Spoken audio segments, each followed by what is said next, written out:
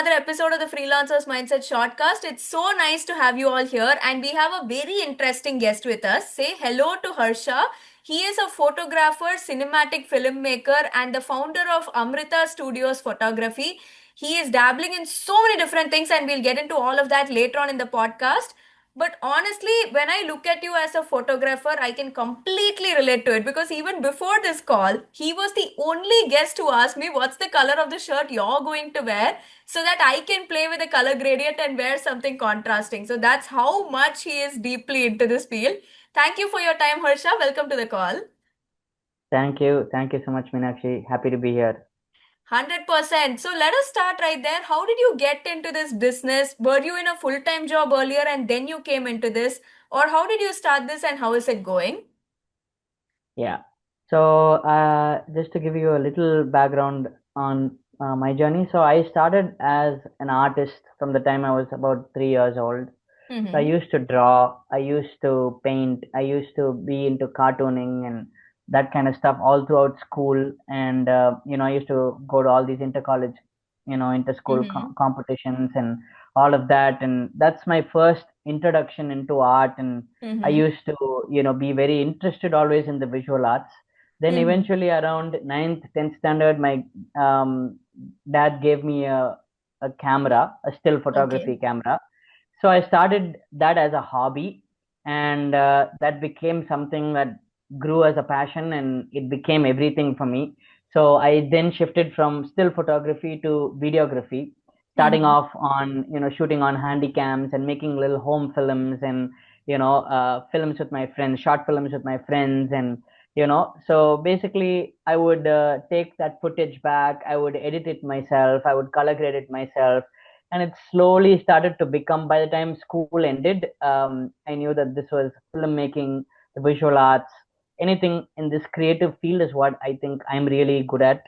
Mm-hmm. So I sort of started to gravitate towards that. I think by the end of school, I was also learning a little bit of music, Mm-hmm. and seeing how all of this came together in filmmaking. Basically, you have sound design, you have Yeah. music, you have a background score, or you'll have to, Mm-hmm. sometimes, compose your own music or create something for a visual, just Mm-hmm. like how it happens in films, but you're doing a different version of that for event films. Hmm. So, that's what really started to drive me. And from there, I was freelancing a lot of, for a lot of photography brands and shooting for them, and, learning the ropes of how the photography business was, in Chennai and Bangalore and everything. And eventually that led me to start my own company called Amrita Studios Photography with my wife, who's also a co-founder. Yeah. Awesome. That's an amazing journey, and I love how you dabbled on multiple things. You looked at the big picture and then you zeroed in on something. Before we go into the dabbling in multiple things, which is a very big question I want to ask you, you specifically do candid photography, and during these weddings, events of various scales, you mainly specialize in taking candid photos and videos of people. And the whole point of candids is they are unplanned. So, how do you plan that as a service? That is what you offer. I can't even imagine how you can plan something like that. So, how does the process usually work? Right.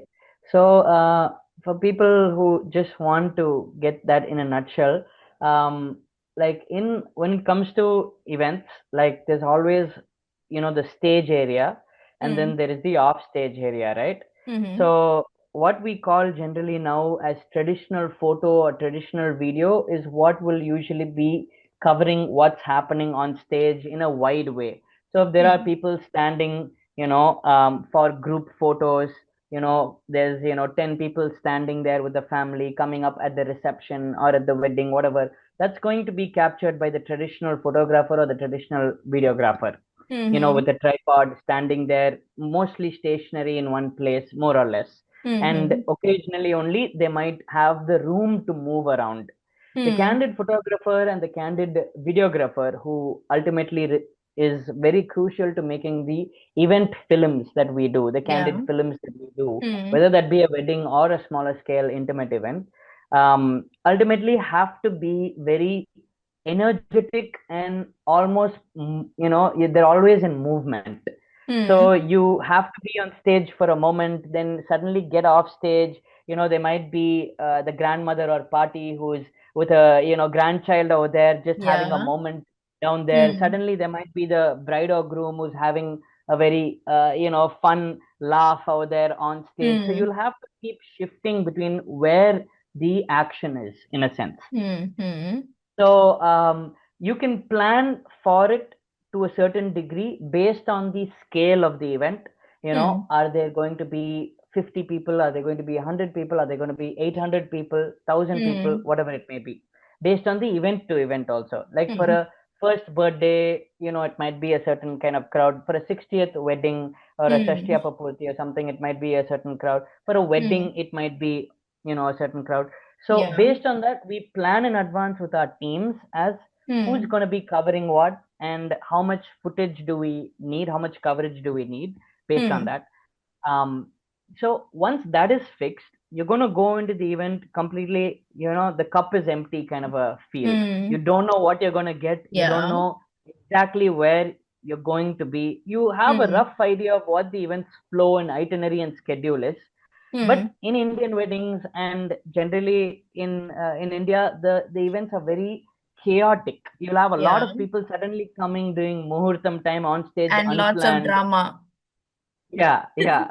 So your job is to make sure that you get the best photos or videos, making it seem as if the entire event is dreamy. That's the Hmm. most important part of it. You Yeah. don't want people angry or smiling or, Yeah. in the drama moments over there. You want to Hmm. present the most memorable, happiest Hmm. moments of their life in that day, right? Hmm. Hmm. So our job is to be very alert. You have to be like an eagle, right? I think like you're very high alert. You're just Hmm. scouting around. Oh, that's happening there, maybe that's happening there. Hmm. That's, I think, one of the most Hmm. important things I have learned from my seniors and the people I've seen who, growing up, how they've, approached this, on the moment spontaneous photography kind of a thing. Hmm. Sometimes it's also a bit of waiting. I would Hmm. say, like how in wildlife photography, you might Yeah. have to wait for Yeah. several hours for the great shot of that bird or animal, you Hmm. know, like that. Sometimes in event photography also, it's about, you position your camera in a particular place where, maybe Hmm. that grandmother is there or the father is there or the father and bride are very close by, or, the two father-in-laws are together, the father and the Hmm. father-in-law, like you know that there is different people Yeah. over there who are very close to the main families, right? Hmm. And you want to capture that. So sometimes you're just keeping your camera there, you're waiting. Hmm. Okay, maybe nothing happens for a good 35 seconds. You might be even tempted to move away from there. சரி இங்க Yeah. ஒண்ணுமே நடக்கல அப்படின்னு அங்க ஏதோ நடந்துட்டு Hmm. இருக்குன்னு. But you have to hold on, and then 35, 40 seconds later, there'll be a smile that you get over there. Both Yeah. of them will be, in a moment, maybe a Hmm. sudden embrace or a sudden hug or something may Hmm. happen. Hmm. So I would say it completely varies event to event. Hmm. You have to be mobile, moving Hmm. around, Hmm. sometimes waiting, sometimes in action, sometimes, Yeah. there might be 30 people there and you have to lift your camera up to even get a shot. I saw It your depends. stories on WhatsApp. It was crazy. Yeah, so it I would say the main thing for candid photographers and candid videographers who are making candid films, event films, like all these, help us to get enough shots, Hmm. that even if there are some things you may not use, you always have extra, and you trim Hmm. down from that, or you Yeah. get rid of the shots which you're not required, and Hmm. then finally you're left with the most precious jewels in there, which you use when you Hmm. do the final editing of the photos or the videos. I mean, that sounds like a lot of work because you're constantly on your feet. I remember when I attend weddings, I just have Yeah, to go and sit there for 3 hours and eat and come. I'm like, 3 hours.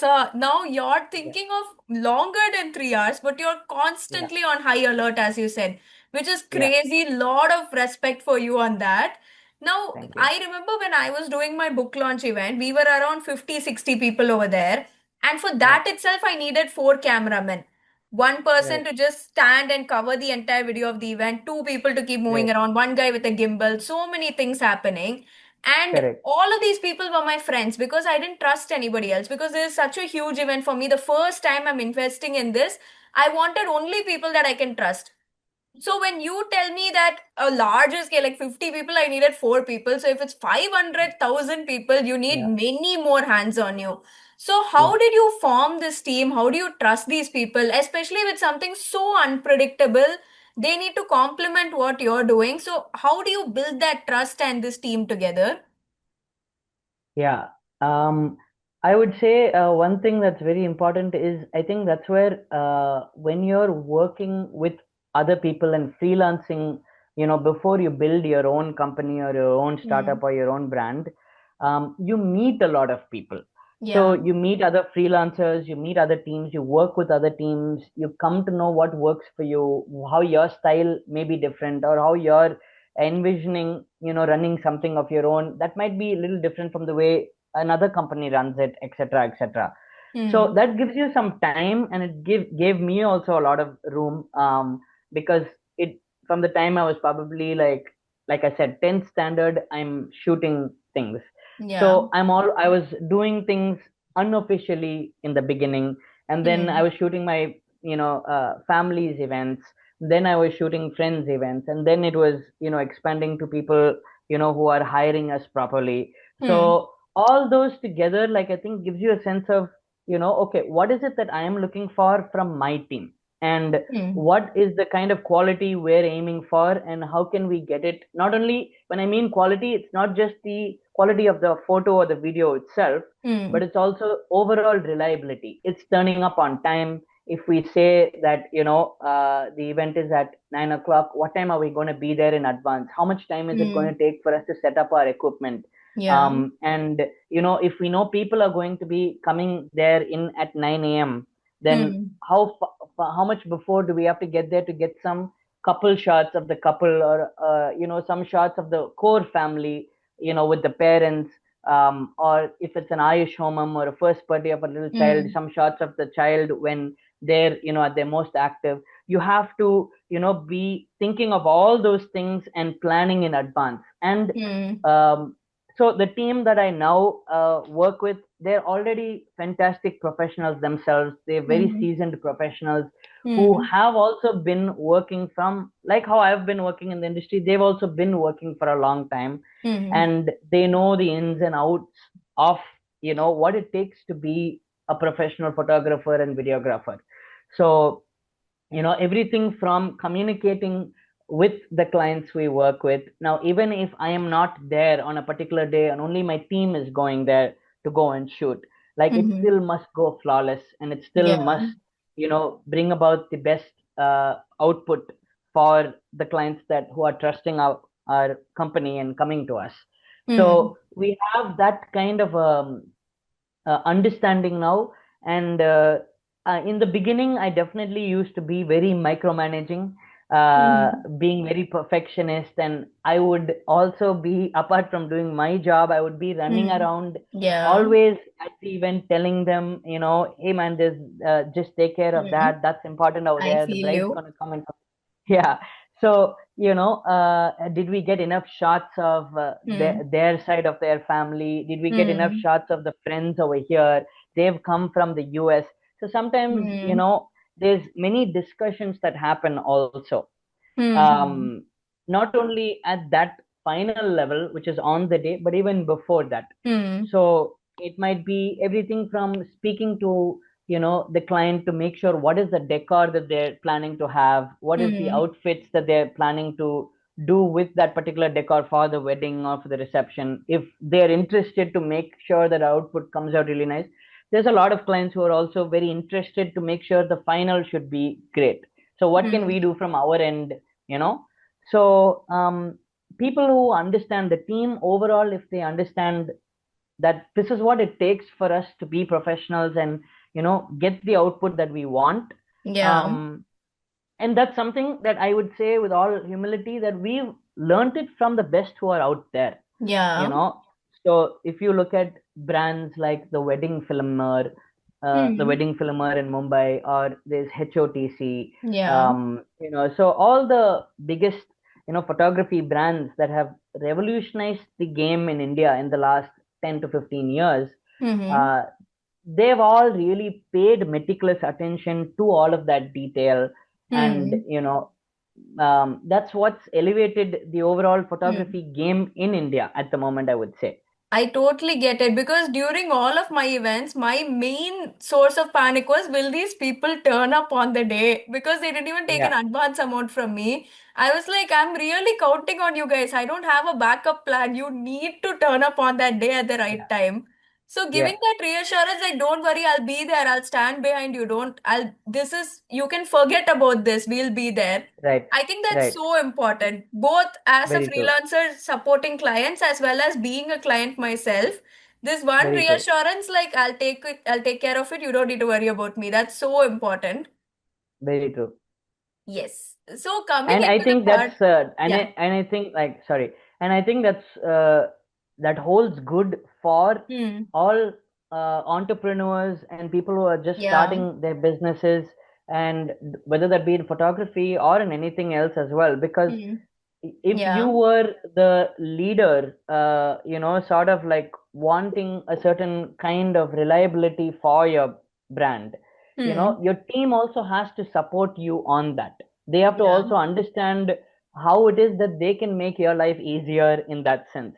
So Hmm. the same thing you're saying, for example, as a client, and you're feeling that, I hope that the team shows up out there, the guys who I've Yeah. hired shows up on time and everything. Hmm. For the within the team, the founder of that company or anything, or like, for 100%. example, in my case, I would also require the same reassurance from Yeah. my team, that, hey guys, Exactly. like, morning, the wedding is at happening at Dakshin Chitra, it's this much distance, it's starting at 6 o'clock, so you guys make sure you leave from home at 4:30, which is when you leave, Hmm. and get there at 5:20. 5:20 to 5:45, 5:50 is our sample time for us to test out. Is, all the lights ready, is everything ready, like, if we have an LED screen, connect it, check it out, see if the video is, synced up and it's coming there properly. So they'll have to leave from their home at 4 o'clock, 4:15 on an early day Hmm. like that. Hmm. So the whole team has to support you, and then only the final delivery of that output and performance is possible. It's not a Yeah. one man show at all. So, 100%. you know Yeah. so full respect to, I think, all the team members of every team, Hmm. whatever you are trying to build, community Hmm. you're trying to build, to be able to support that vision, and Hmm. understand that, okay, it's a bit of extra work, it's a lot of hard Yeah. work, it's a lot of sweat, blood, and tears, but Hmm. it's all for the final output that we're working towards. You have dabbled in so many different things. You have been a writer, you have been a director, cinematographer, photographer, you have composed 10 songs of your own. And within those 10 songs, you have taken care of the singing, the vocals, and the musical instruments in the background, editing the whole thing and bringing it together. You have dabbled in so many different things. And then you have niched down into this. This is something I've discussed in my book as well, which is like, do you need to niche down or can you be a jack of all trades? What's your take on that? Do you think people need to niche down if they want to scale up? And how was that for you? Very good question. What I would say currently, is that what I've seen is that everything takes so much of your time and focus and mental Hmm. energy. So to do one thing in one career or one field right itself, I think in today's world, it requires so much of your time as an any kind of a professional person doing that, right? So Hmm. if you want to do multiple things, then you have to have a lot of bandwidth. You have to be somebody who can multitask, and I don't know if I am capable of multitasking so much. So Hmm. it took me a while to really figure out which it is that I want to really focus all my energies on. Hmm. And while I was doing each of those things, I was, always dabbling in all my interests, all my hobbies at simultaneously. But what I would say is that if they have some kind of converging point, meeting point, then it's always a win-win, is what I've always felt. For me, like filmmaking was that converging point, Hmm. where my interest in something that's a visual oriented art space, which is like photography, cinematography, all of that is visually oriented, Hmm. and my interest in music, background score, songs, creating and composing something that would fit well with that music. Hmm. Then, filmmaking also has editing, which is taking the visual and the audio of the sound design, the music, and bringing it all together. And also if you during an event, if you're also involved in costume, you're Hmm. involved in some kind of how to make the decor and the outfits work. It's all a meeting point to Yeah. finally get that final output that you're thinking of. Hmm. So that took me a while before I could zone in on this is what I seem to be really love doing, and want to do full time, and also importantly that you can financially sustain yourself with Hmm. also. So Hmm. there are Hmm. different art forms, I think, that you can do. Like for example, if you were writing, one person might be suited to be a novelist. you Yeah. know Somebody else might not be suited for being a novelist. They might be suited to be a screenplay writer for films. Hmm.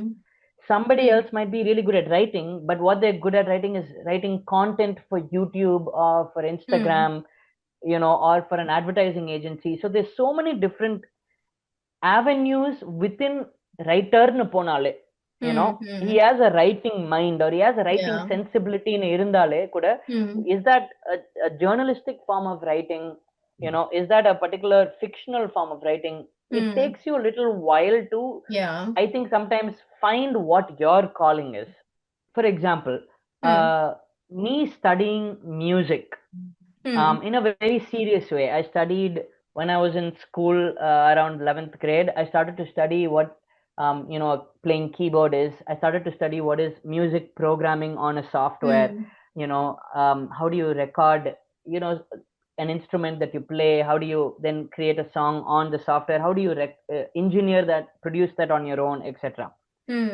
Now, how does that help you is, if you have an interest in that particular field, maybe what you're doing now as an event film or a wedding film, when you're picking the music, you're very Hmm. aware of the beats of the music, the rhythm of the music, the beginning of the music, the ending of the Hmm. music, the middle of the music, and you're seeing the flow and the dynamics of the music, and you're editing the visuals for that.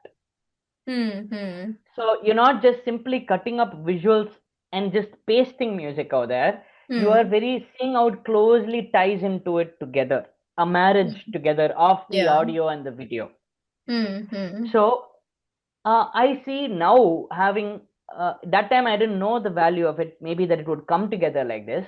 But Hmm. when I see a wedding photography and videography brand like the Wedding Filmer, which is one of the Hmm. biggest, you know, um, in India, they've shot so many celebrity weddings and everything. Hmm. And I see that the founder, Vishal Punjabi sir, for example, he composes his own music for the wedding films that they make. Hmm. Hmm. So Hmm. they make their own Okay. music. They literally compose their own music. They have music composers, music directors, singer songwriters who are making music just for wedding films, Hmm. Hmm. I didn't know not about this. necessarily I should go using, check it out. yeah, yeah, not using necessarily a template music that's already out there, but catering for this wedding film, Hmm. specifically tailor making that. So Yeah. that's because of his interest in not only filmmaking but also music. And why don't we make our own music? நம்மளோட own music பண்ணி நம்மளோட ஈவெண்ட்ஸ்க்கெல்லாம் நம்ம பண்ணலாமே அப்படின்னு அவங்க நினைச்சிட்டு பண்ணாங்க. Hmm. Hmm.